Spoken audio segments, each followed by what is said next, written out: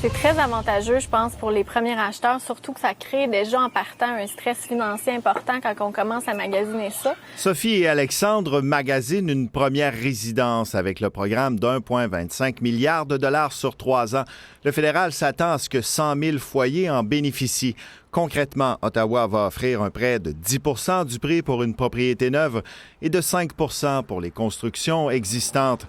Exemple, pour une résidence de 350 000 $ avec mise de fonds de 5 % et un incitatif sans intérêt à 10 %, considérant l'hypothèque à 297 000 $, cela représente une économie mensuelle de 200 $. J'ai quand même compris que on pouvait sauver en fait entre 150 et 200 $ par mois, ce qui est quand même un montant de 2 000 environ par année. Ce qui est quand même très bien pour des nouveaux acheteurs comme nous qui commencent leur vie. TVA Nouvelle a appris que le programme sera lancé le 2 septembre prochain pour une première transaction conclue le 1er novembre.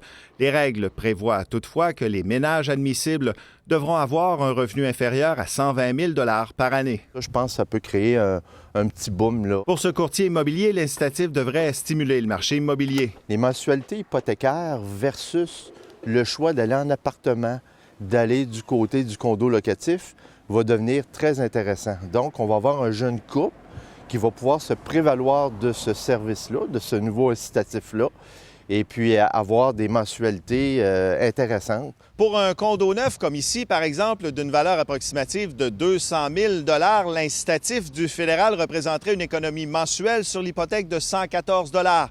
Un incitatif que l'acheteur doit rembourser après 25 ans ou lors de la vente de la propriété. Sébastien Dubois, TVA Nouvelle, à Québec.